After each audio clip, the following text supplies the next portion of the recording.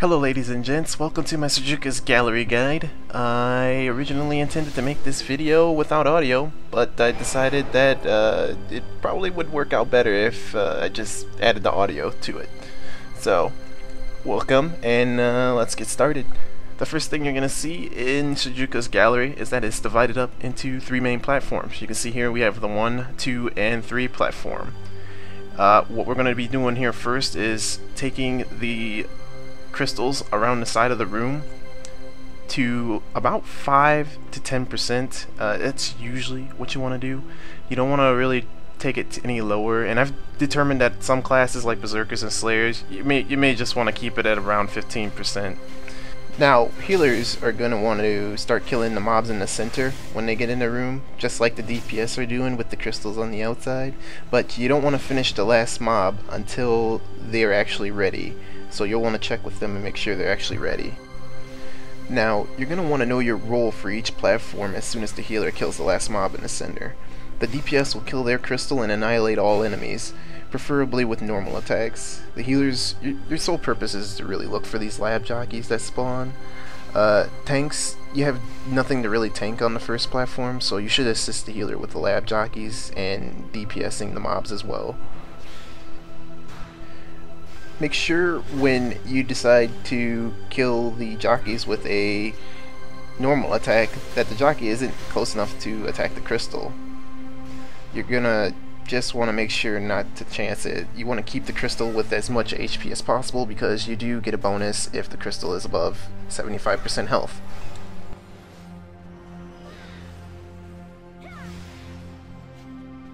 The main purpose of this dungeon is to really get as many points as possible, and the way you get the points is by keeping these bonuses in mind. You're going to want to keep jumping, you're going to want to kill mobs with normal attacks, and really you're going to want to just make sure that the crystal stays intact as best as possible. That'll help you keep a maximum amount of points without having to work hard at the end to regain those points. With that being said, you're going to want to look for the key enemies that are going to break the crystal. And the first enemies you're going to want to make sure to be on top of are the, I don't know how you pronounce it, I guess it's Osujian Tyrants? Whatever, I don't know. But you want to make sure that those guys, when they spawn, you get right on them. Don't let them get on the crystal. Alright, so I want to show you guys something, and what's happening here is we've killed the Tyrant, and we've killed the Gulon Hunters that spawn right after, and these powerhouse Thulson Shoulders are spawned from the northwest side of the platform, and they beeline towards the crystal. These guys are what wipe groups all the time in Sujuka's Gallery, so it's important to make sure you're in the right spot to avoid this fate. What you want to do is have your group over in the northwest corner just before you kill the last Gulon Hunter. You can leave one Gulon Hunter up. It can hit the crystal maybe like once, preferably just, kill it pretty much while it's at the crystal, and have all your DPS ready on that northwest side. That'll really help prevent a wipe. And of course, you don't want to be normal attacking those guys. You just want to blow them up. You don't even want to fool with them. So now we've killed the Thulson soldiers, and we see these three trees that spawn in a sequential order around the platform. So what we're going to want to do is just kill each tree as it spawns and make sure we finish it off with a normal attack to get the most amount of points, and that's pretty much it for the platform. Congratulations, you can move on to platform 2. And on a final note, you want to keep looking out for jockeys on this platform until the crystal disappears, because they keep spawning even after you've succeeded. And you can have cases where you've almost lost a crystal and a jockey will spawn after you've succeeded and it'll break the crystal. Been there, done that. Platform 2 starts off with the same idea and the same goal as Platform 1. You're going to want to make sure that you bring all the crystals down to about 10 to 15%. And you're going to notice right away on Platform 2 that you see these barrels, and these barrels are meant for the tank. You don't really want to be near them if you're a DPS or healer, so leave those for the tank. When the healer kills the mob in the center, the DPS is going to break their crystal, just like on the first platform, and run to the northwest part of the platform. and you're going to want to kill a BAM that spawns over there. That's what the DPS is going to be doing when this platform starts. Now, tanks, they're going to want to start on the northeast side of the platform where this Medusa-like BAM will spawn. And what you're going to do is basically take this Medusa-like mob over to the barrels, and if you're a Lancer, you're going to want to use Leash at a distance to blow the BAM up, and you're going to want to use Death from Above as a warrior to blow up the barrels.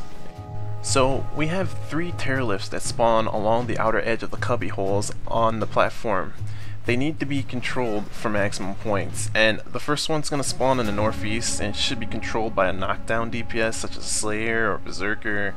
The second one spawns in the northwest side and it should be controlled by your healer, and then the last one spawns on the south side of the platform, and that one should also be controlled by your healer. So the reason you have a knockdown DPS do the first Terralith is because once the tank kills his BAM with a barrel, a new BAM will spawn in the spot of the first Terralith, and this new BAM will aggro directly to the crystal. So you're going to want to get as much DPS in on this new BAM as possible. The BAM you're going to want to look for as a DPS, his name is Fallen Khaden. So you're going to want to kill him as quickly as possible, and make sure to use stuns and slows on him because they do work on Khaden to keep him controlled and to keep him as far away from the crystal as possible. As a knockdown DPS, you still want to make sure to keep knocking down the Terralift while you're killing Khaden. Healers, when the second Terralift spawns, your DPS should already be on Khaden at this point, and your job solely will be to control these 2 Terralifts with your knockdowns. Just remember, if you're a Mystic, you're going to want to use Metamorphic Smite, and if you're a Priest, you're going to want to use Final Reprisal. Healers, remember, after you've knocked down the second Terralift and the third one spawns, you wait for that Terralift to stand completely up before you sleep it, otherwise it's a guaranteed miss, and it'll probably walk its way to the crystal and unleash its devastation on it.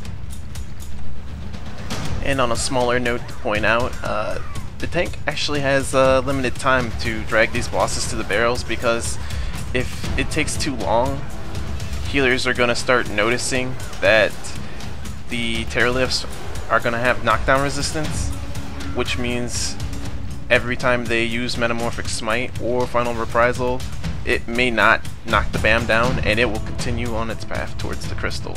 So that's actually really bad news, and you want to make sure that you kite the BAMs to the barrels as fast as you can and get it over with. Alright, welcome to Platform 3. We're going to be protecting the crystal on this platform from this giant BAM named Barkrud, and he's actually quite difficult to tank. He has a strange aggro table. He doesn't aggro like most other bosses, and that's because the crystal actually generates aggro on its own, so tanks are going to need a lot of aggro generation to pull the boss into the spot he wants to pull them. The main thing you want to do as a tank is you want to pull this boss to the northwest corner where the teleportal is and tank him there. Healers, you're going to want to follow suit. You're going to want to follow the tank and keep tabs on him because this boss hits incredibly hard. So keep an eye on your tank. While the boss is being moved into position, the DPS should be farming points up to a predetermined amount to achieve the highest rank possible. If you're aiming for the highest rank, you'll want to stop at around 172k points. That's about the rank 1 threshold. I'll try to post more thresholds when I can find them in my description, so just keep an eye out on that. Once you hit the desired threshold that you guys have determined, you're going to want to get right back on Barkrud and kill him right away, because you're going to really need to kill him before the time ends to get the time bonus.